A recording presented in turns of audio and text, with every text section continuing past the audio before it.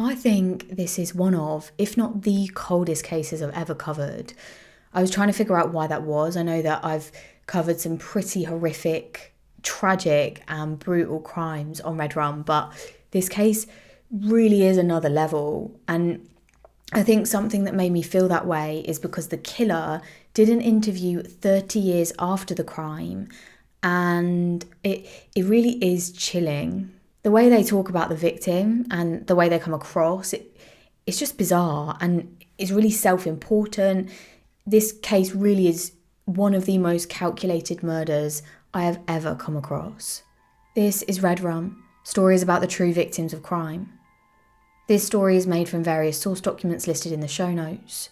I use news archives, documentary footage and court documents, and so the episodes are accurate to the source material I can find. You can find all episodes as a podcast or YouTube version in the description box down below.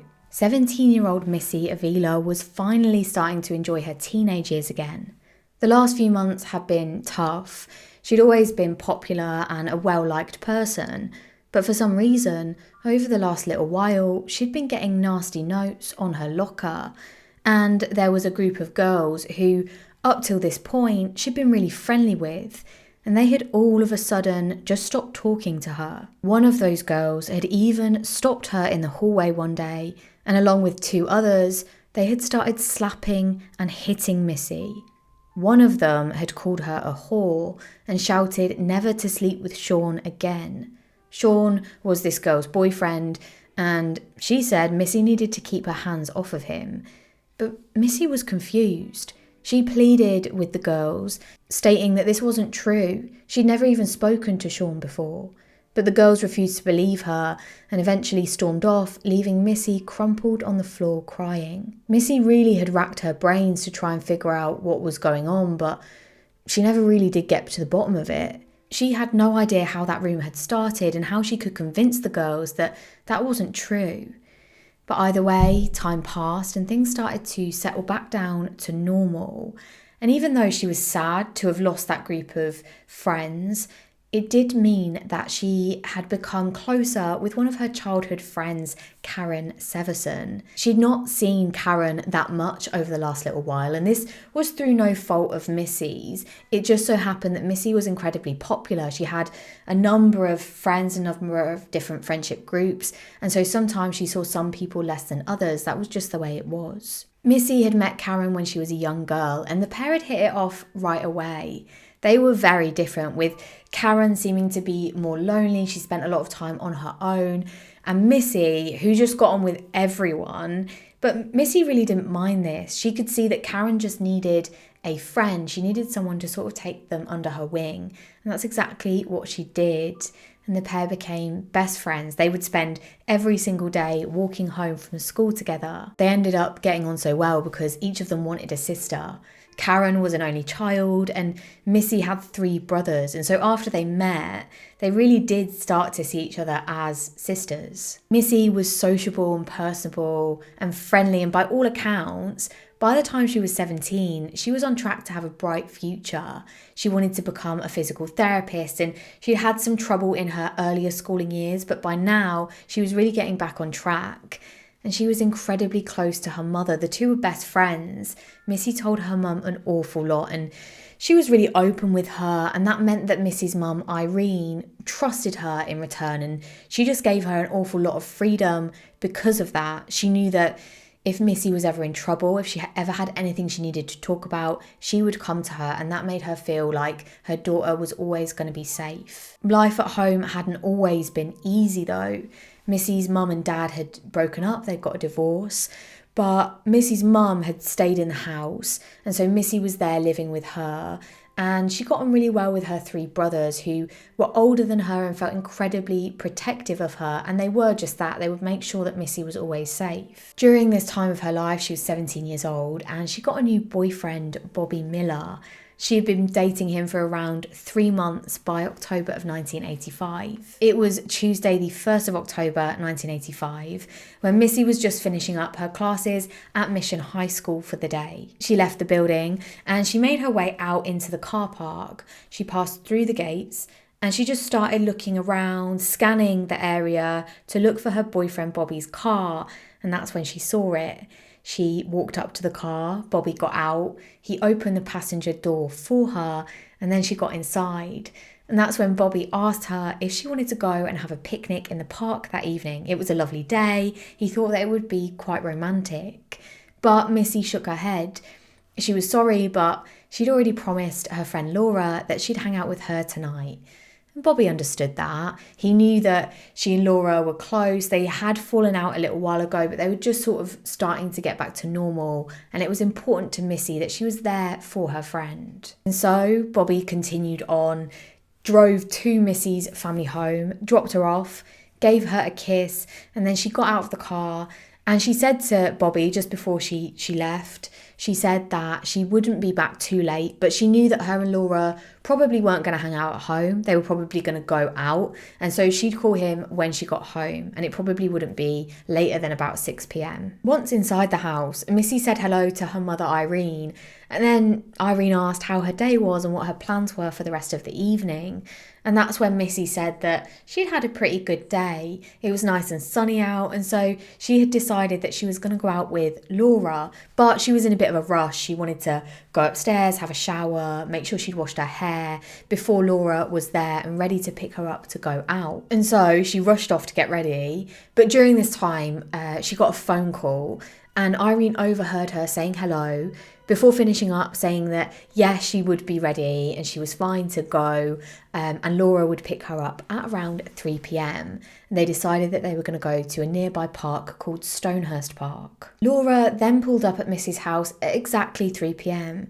and Missy bounded out of the door, calling to her mum that she'd be back by 6 p.m. But if she was going to be late, which often did happen, then she'd make sure to call and let her mum know. And then Missy hopped into Laura's car and the pair drove off towards Stonehurst Park. Laura and Missy had known of each other for years and years because they lived in the same sort of neighbourhood, but it was only recently that they'd started hanging out together. The afternoon continued on, with Irene spending her time at home. She was actually out on the porch because it was such a nice day, just enjoying a peach iced tea. And then she heard the phone ringing and she looked at the clock and realised that it was 6 p.m. So she just assumed that this would be Missy calling and saying, yeah, she was going to be a little bit late or she was going to stay out with her friends a bit longer. But instead, when Irene picked up that phone, it was Laura on the other end. And she asked if Missy was there, but Irene was confused. She'd seen Missy leave with Laura 3 hours ago, so she said no, and that she thought they were still together.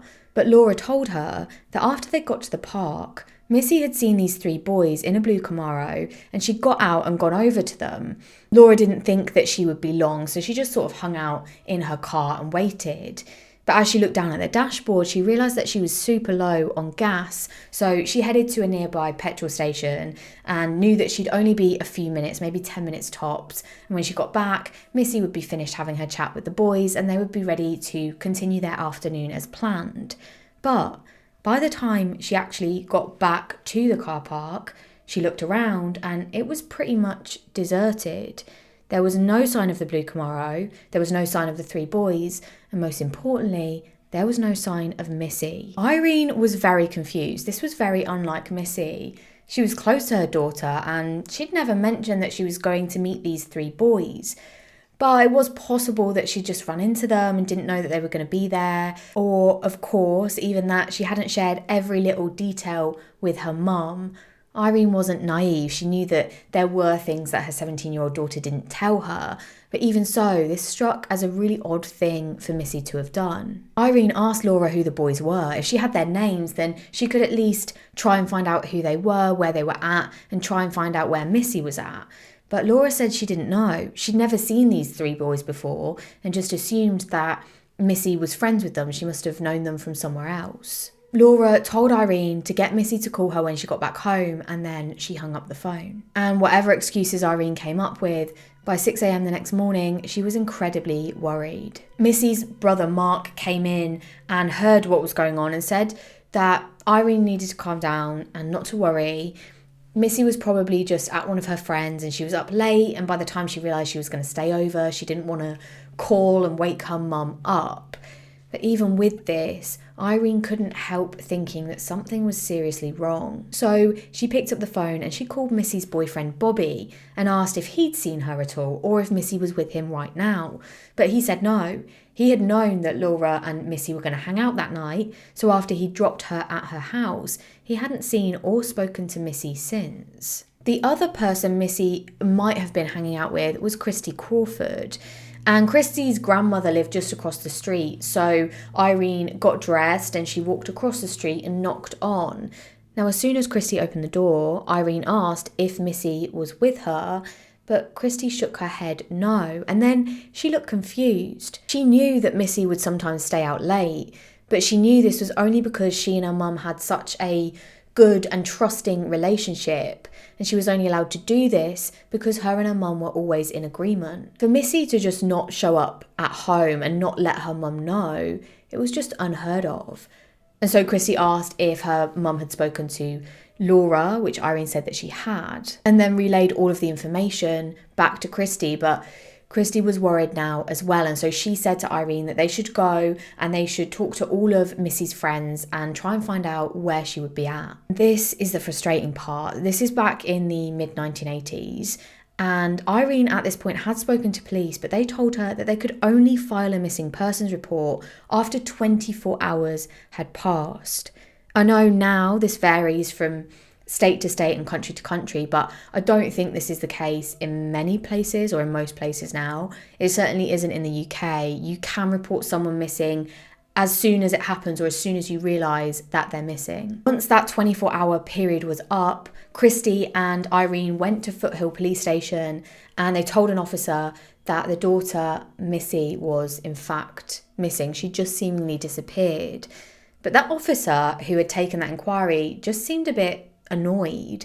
He said that Missy was 17 and so she'd probably just gone off to one of her boyfriend's houses, or perhaps she was a runaway. He asked if Missy and Irene had had some kind of fight, and she said no, they hadn't. They were on really good terms, and eventually, after pushing and pushing, she did manage to get the officer to take a report. Christy and Irene also went round a number of Missy's friends' houses, but they had no luck. No one had seen Missy or heard from her, and importantly, no one had ever heard of these three boys and the blue Camaro. 3 days after Missy had disappeared, so on the 4th of October 1985, two hikers had gone out to Camp Colby on their traditional hike that they did every year. And the hike had started off and eventually ended at, or they got to this stream. Now, they'd been there many times before, and it always looked the same, but today something was different. Firstly, they saw what looked like a clump of brown hair in the water, and as they got closer, they realised that it wasn't a clump of hair, it was actually a head of hair, and there was a woman face down in the stream. Her arm was stiff and bent behind her back, and there was a 4-foot long log, probably weighing around 100 pounds, that was placed across her back and her neck, pinning her down in the water. The two hikers rushed back to Camp Colby headquarters and they reported that they had found a body in the stream. They obviously didn't know who she was or even how old she was, but they said that it looked like a young girl. And the young girl's leather wallet was found nearby, and inside there was this high school identification card which read Michelle Avila, also known as Missy. Investigators arrived soon after, and the lead detective noticed that because there'd been such a lack of rain, the stream itself was stagnant, and that meant that Missy's body, where she'd been found, that was probably the exact spot that she'd been dumped. This was also a pretty sure assumption because of the log that had been placed on Missy's body. There was just no way it could have moved or she could have moved after she'd been killed. It was clear that that log had been used to make sure that the body wouldn't rise out of the water, and at the very least, it showed intent to kill. They did remove the log, but they had great difficulty. It did in fact weigh over 100 pounds and it was 40 inches long. It was not an easy move. When they managed to actually properly begin to examine Missy's body after this, they could see that rigor mortis had already set in a while ago. And so as they turned her over, they could also see that her eyes were partially open and that she had scratches and bruises on her face. They were near her nose and her mouth and on her forehead. It was clear that she'd come to some kind of harm before her death. It was theorised that she may have been beaten up, or possibly that she had struggled when her face was down in the water and it had hit the bed of the stream. She had defensive wounds on her arms, indicating that she'd been grabbed tightly and she tried to fend off blows to her face with her arms. And then the detective glanced to a boulder nearby. The reason her eyes had been drawn to this boulder was because she could see clumps of brown hair on it. And as she got closer, she saw that there was more hair surrounding that boulder just on the ground. And that hair didn't look as though it had accidentally come off, or if it had been ripped out. It looked as though it had been cut off of Missy before she'd been drowned in the water. It was only at this point that the detective started to think that this case may not be what she first thought. Having seen this female body in the water underneath a heavy log with her clothes all askew, she'd initially thought that this may be a sexually motivated crime that had ended in murder. Of course, they'd have to wait for more analysis to determine if Missy had been sexually assaulted, but now that she'd seen the hair and where it was placed, that it had been cut off, she wondered who would have had motive to do this. The autopsy did determine the official cause of death as drowning and found that Missy had probably died around 2 days before she was found. It also concluded that the tests done for sexual assault came back as negative. The following few days and weeks were focused on investigating the crime, with Laura being brought in to solidify her statement and basically for the detectives to try and get any more information that Laura might have that she might not have felt was necessary. They knew the make and model of the car that Missy had last been seen getting into, that blue Camaro, but they needed more specificities, anything like a number plate or anything that might be particularly striking or identifiable about the car or the three boys. But Laura was just so upset. She struggled to give them anything of value, and the detective could see just how frustrated she was getting, and that she was annoyed at herself that she hadn't paid more attention to the boys or to the car. She really thought that she would be back in a few minutes to pick Missy up and that they would just go off and enjoy their afternoon. She didn't think to take a good look of anything or a good note of anything. Thankfully, though, the investigating team were working on tracking down that car. They managed to get a list of every single blue Camaro registered in California, and they took a list of the registered people that were living in the San Fernando Valley. Unfortunately, though, this didn't give them any kind of a solid lead, and the investigating team really struggled to figure out what to do next or what to look for next. Meanwhile, Missy's funeral went ahead, and her mother had gotten out of bed that morning, but she soon had crawled back inside the sheets, and she pulled the cover over her head, and she just lay there sobbing until eventually she heard a knock on her bedroom door. Whoever it was, she didn't want to speak to them. She just wanted to be left alone to grieve. But then she heard the familiar sound of the door creaking open, and she pulled the cover down, and that's when she saw who it was. It was Missy's best friend, Karen, and she was slowly coming towards her. There was some comfort in this. It was true that Irene really didn't want to see anyone, but at least with Karen here, she could be honest, she could be her most devastated self. If anyone understood how she felt, then it was going to be Missy's best friend, Karen. And Karen did. She said that she knew how Irene felt and she was so sorry that this had happened. She said that whoever had killed Missy had killed a part of her too. She was her sister, after all, her best friend. And finally, she made a promise to Irene. She said she was going to do whatever she could to help get the animal who had done this terrible thing to Missy. And then, one morning after the funeral, Irene's home phone rang, and when she picked it up, it was Karen. Karen told her that she had some extremely important information. Karen had had a child quite young, and by now her daughter was 2, nearly 3 years old, and she'd woken up from this dream and told her mum that she knew who had killed Missy, and that it was Christy Crawford, Missy's school friend. Irene called the detectives and told them, and they did sort of look into this, but there was no evidence pointing to Christy, just the word of a child who'd had a dream, and so they quickly moved on. It was after this phone call, about a week after the murder, that Karen and Irene began talking, and they actually decided that Karen should move into the family home. Karen just sort of slipped into family life quite well. She simply moved into Missy's bedroom, and she really saw Irene as a motherly figure. She and Irene both missed Missy incredibly, and they were both heavily involved in trying to help the investigation along, constantly looking for clues, calling detectives for updates, things like that. Karen's determination to find the killer started with her ex-boyfriend, Randy. She had a bad feeling about him, and after a sort of group trip with some of Missy's brothers up to the stream to the part where Missy's body was found, one of the group of them came across a carving on one of the trees, and it said Randy and Karen, but it was crossed out. Now Karen looked at this and she knew that Randy must have been up here. It couldn't have just been a coincidence that he was in the same place that Missy had been murdered.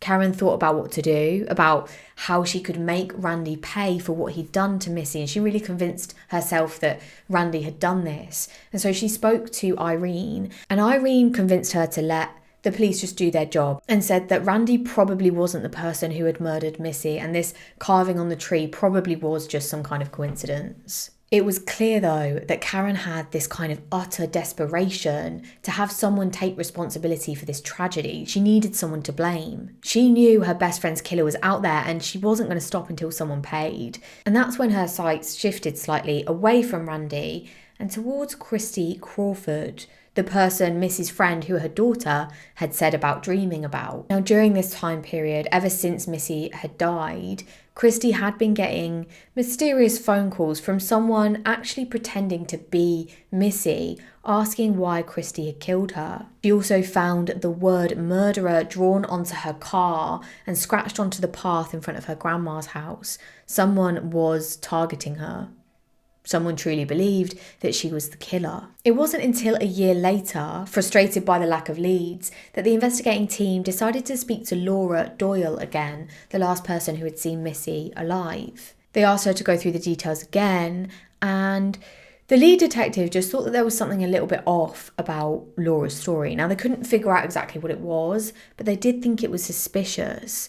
They thought there was a possibility that Laura was potentially covering up for someone that she knew, or maybe she and Missy had done something illegal that afternoon and she was trying to protect Missy. She didn't want them to get in trouble. They didn't know what it was, but once they figured that out, they knew that they would be one step closer to finding Missy's killer. Alongside this, Karen was also wondering about Laura's story.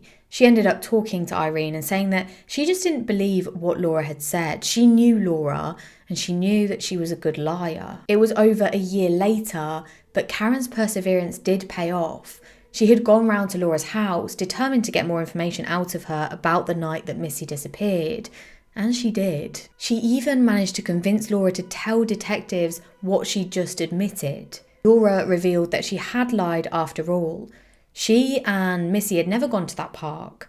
Instead, they'd gone to Grace Brethren Community Church car park in Los Angeles, and Laura had dropped Missy off, but it wasn't to meet with these three guys, it was to meet with a drug dealer. Missy had told Laura that she'd just get a lift home with this drug dealer after they'd hung out.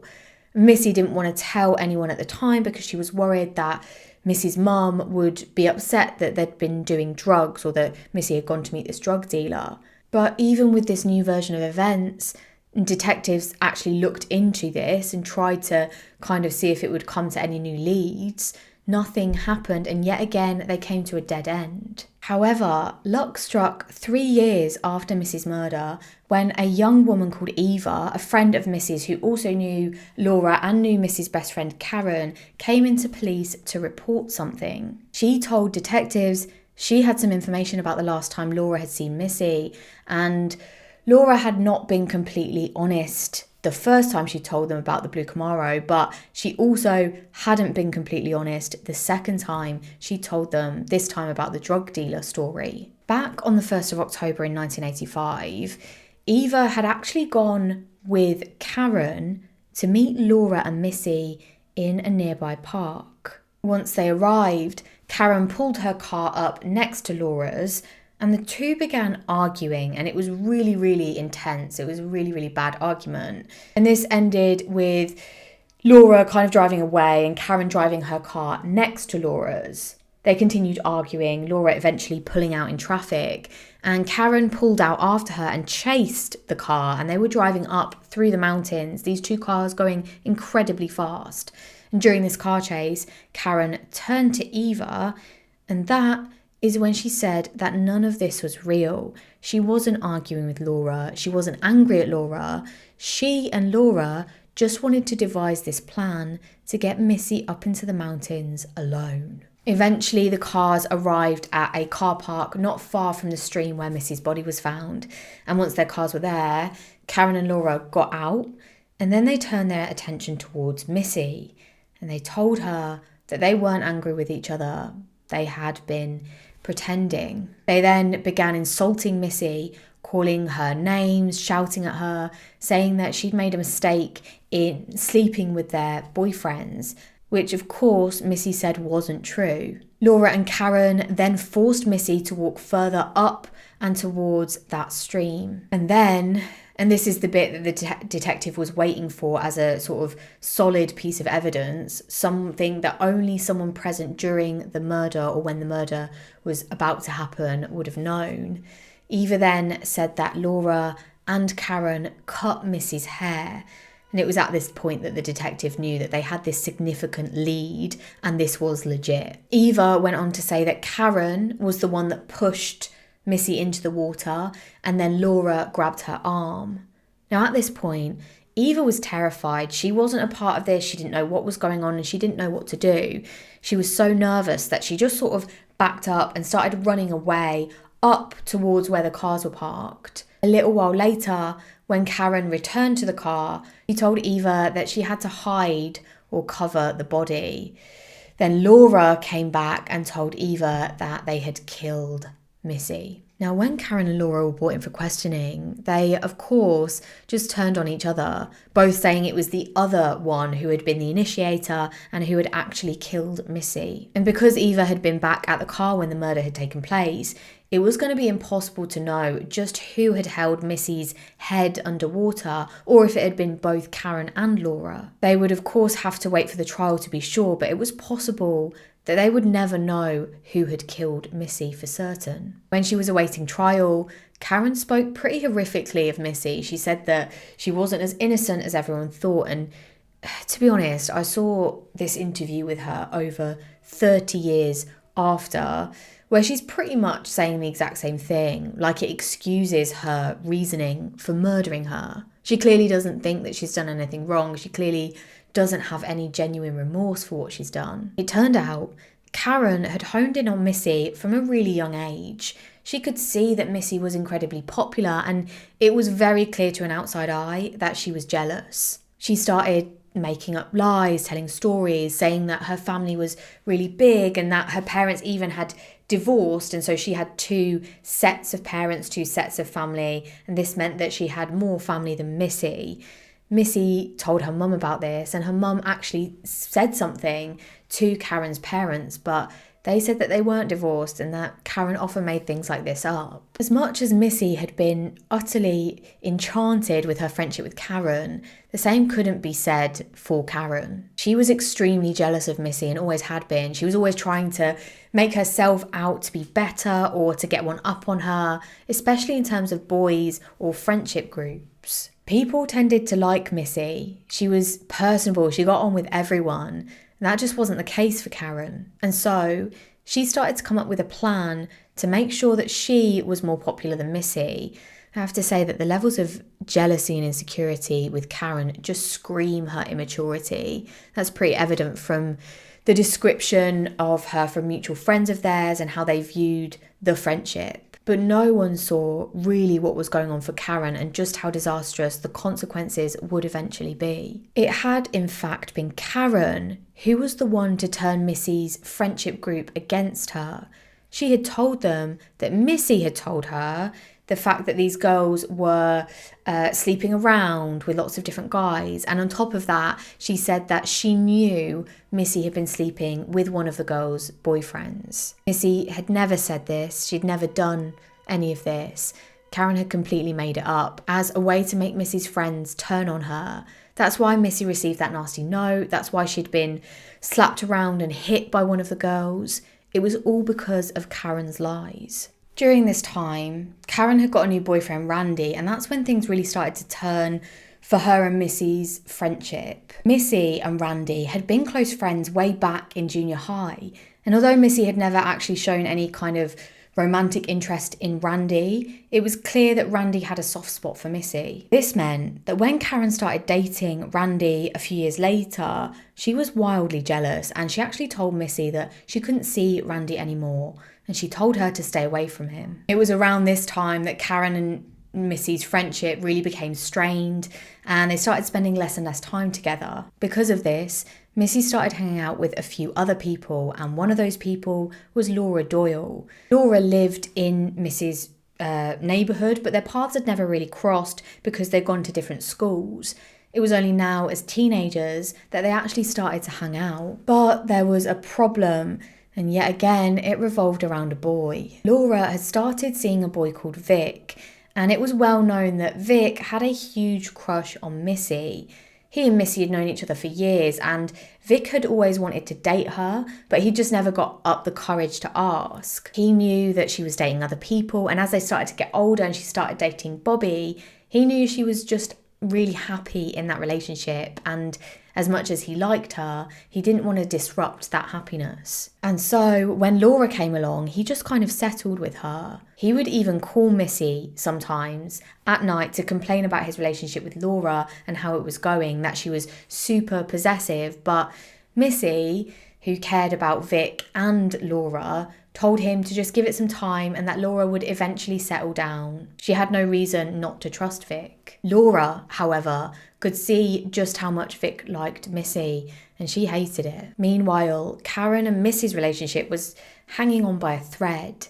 And then one day, Karen invited Missy round to her house to hang out with her and Randy. Given how jealous she'd been and just how upset she'd been at the thought of Missy and Randy sharing some kind of special connection and Randy having a soft spot for Missy, it was an odd choice, but it's possible Missy would have thought that this was Karen kind of trying to make things right again, and so she went round, but things went bad quickly, with the climax being Karen kicking Missy out of her apartment and then telling her that she never wanted to see her again. She also kicked Randy out at this time and told him that he needed to find somewhere else to live because she was going to be living at the apartment on her own. He wasn't going to be in her life anymore. But it was just a week later that Karen had called Missy's house phone and she'd apologised, saying that she'd acted in a really inconsiderate way and that now that Randy was gone, she'd had some time to think, and she had realised on her own that she never wanted a boy to get in the way of her and Missy's friendship. Of course, she didn't mean any of this, but Missy didn't know, and desperate to have her friend back in her life, she quickly accepted that apology and they made up. Of course, Karen's decision to make up with Missy was not genuine. In fact, it was all part of her murder plan. As soon as Karen found out that Laura and Missy had fallen out over a boy, she decided to use this to her advantage. And so the day that Missy went missing, she told her mum that Laura was picking her up, and Irene had been a little bit confused. As far as she knew, the girls had fallen out, but Missy said that her and Laura had worked everything out and things were better than they'd ever been before. A lot of the accounts from family and friends, and from the source materials that I read, spoke about how controlling Karen was, at how she was expert at manipulating people. And this is unbelievably evident from that interview that she did after her release. She paints herself as a victim. She even says that her whole life changed because of this. Yes, no shit, Karen, you murdered your best friend and then hung around her mum for a couple of years saying how hard this was for you. Karen was the one leading the family's investigation. She would gather all of the family in a room, in the living room. Of course, she was living at the family home at this point, and she would often brief them, saying that they needed to go up to where Missy was last seen and look to see if police had missed anything. She had brought Missy's brothers to that exact spot of the stream where Missy had been killed, and she told them, oh, this is where she was killed.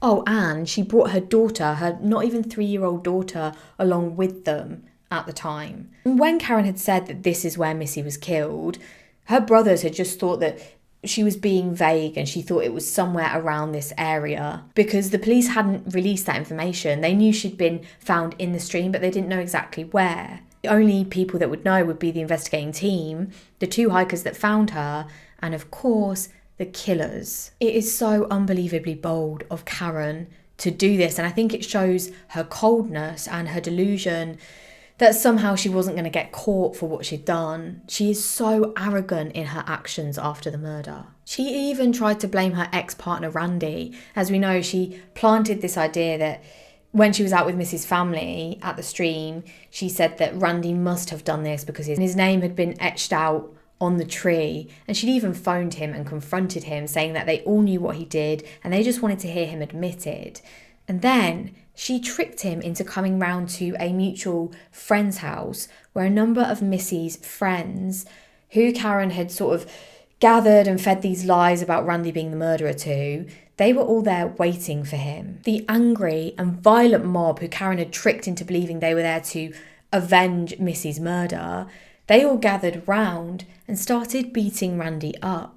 Karen was willing them to kill him. She actually told them to do that. And at one point, Randy was being beaten up so badly that he actually passed out. But he had heard Karen shouting, quote, "He's dead, we did it, we killed him." Thankfully, Randy did recover, but it was after a lengthy hospital stay.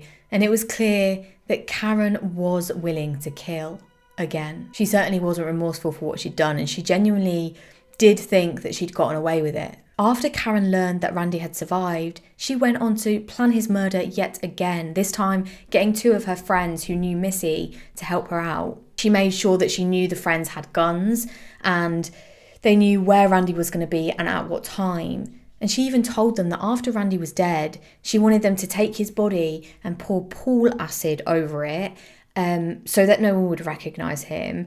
And she also said that she wanted them to cut off his little finger so that she knew he was dead. I don't know why she thinks she's some kind of mafia person, but she literally said this to them in all seriousness. This is the man who she, at one point, said that she was in love with. He is the reason why she wanted Missy dead. So to have him all to herself, that's what she wanted, and then decide to kill him, it just makes no sense. Thankfully, the 2 friends who she'd convinced to kill Randy decided not to go ahead with the hit. And eventually, Randy moved away, thinking that his life was in genuine danger, and it seems that it was. But when he heard about Laura and Karen being the murderers or being on trial, he was asked to be a witness for the prosecution, and he agreed. Ultimately, both Karen and Laura were found guilty of second-degree murder, and they were sentenced to 15 years to life. Both Karen and Laura have since been released, with Laura pretty much keeping out of the spotlight. There's not much on her after her release. But Karen has done a number of interviews, and she even tried to release a book, which Irene found out about, and this led to her campaigning for Missy's Law, which eventually made it illegal for convicted criminals to make money from telling their stories in California. I found a Reddit thread when I was looking through sources, and there was a comment from someone who had direct contact with Karen. Quote, "If Eva Chirambola had not come forward to tell the truth and to testify to what Karen had done, I would not be here today.